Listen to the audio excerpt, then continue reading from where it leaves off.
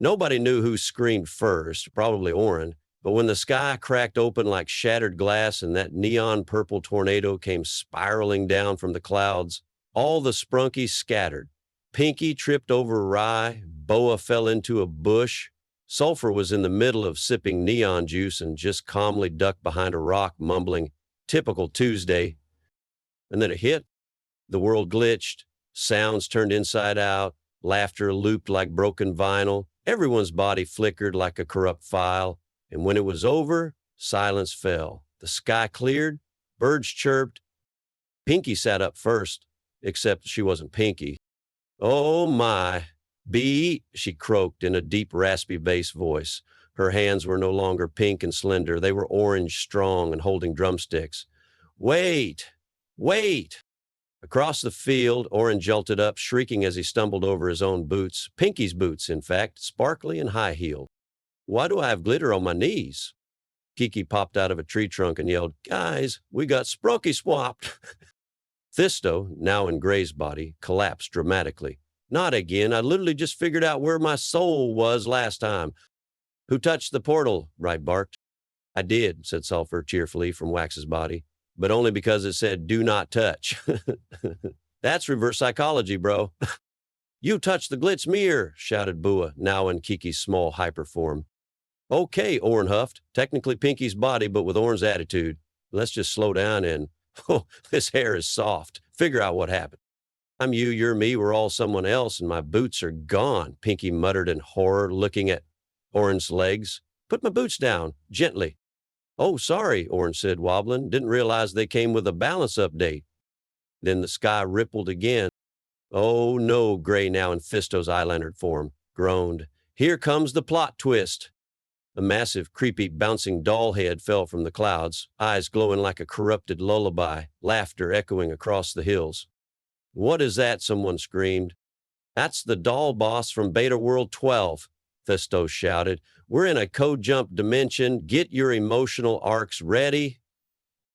Nobody had time to ask what that meant. The doll laughed, opened its stitched mouth, and screamed a wave of static across the landscape. Cue the chaos. Orrin and Pinky jumped forward with a mic stand, spinning like a backup dancer in full panic mode. "I got this. I once tap dance fought a boombox monster. This is fine." Pinky and Orrin panted it. "How do you even carry this much bass energy around?" "My lungs are vibrating." Gray, still accidentally in Thasto's eyelinered body, tried to reason with the doll. "Please, large haunted plushie, we're going through something very personal right now." The dog had listened. It just cackled and launched a giant, bouncy ball of anxiety straight at them. Everyone ducked except Luna, who had not been swapped and was watching from a safe distance eating a space burrito. Luna's chill is canon.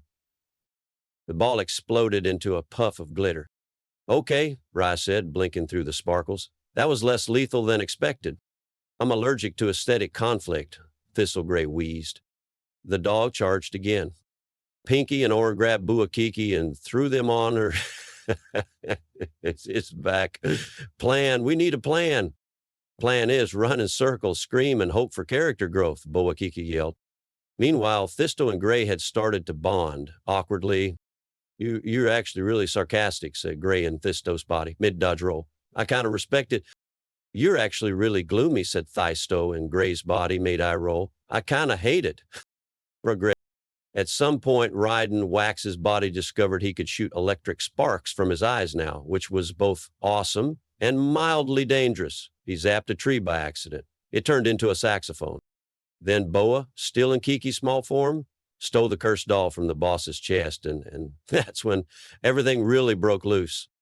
The doll boss started glitching, screaming, spiraling into fragments.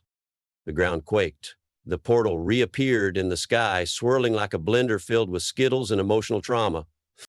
Sulfur, who had been filming everything with a floating camera drone, said, "Guys, I think we're hitting the final act." "You think?" Pinky yelled from Orrin's lungs, dodging a laser made of rhythm notes. Orrin, still in Pinky's body, turned and shouted, "Everyone to the portal, but don't touch it." Stowe paused mid-run. Wait, don't we have to touch it to go back?" "Yes, but do it dramatically," Orrin screamed.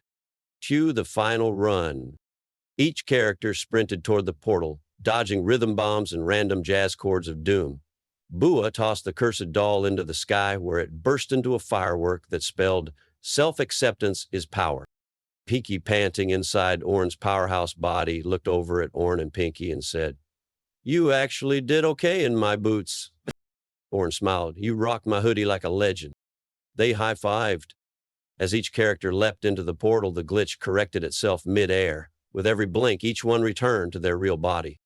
Orn landed first, arms out. He checked himself. "I got my feet back. My soul's not pink anymore." Pinky spun. "Yes, balance, control, emotional range." Kiki burst out of the bushes, fully Kiki again. "I missed my sugar-fueled chaos form." Gray just collapsed and sighed. "Never again. Next time I stay home and binge sound packs." And in the last glittery moment, the portal snapped closed with a soft ping and a final spark that spelled the words, "Beats me swap, but souls always bounce back." Everyone stood in silence for a second. Then Sulfur said, "Okay, but what if we swapped voices next time?" "Nuhal po!" everyone screamed in unison as a thunderclap echoed comically above them. Fade to black, roll credits. Post-credits scene, Luna's still eating her burrito.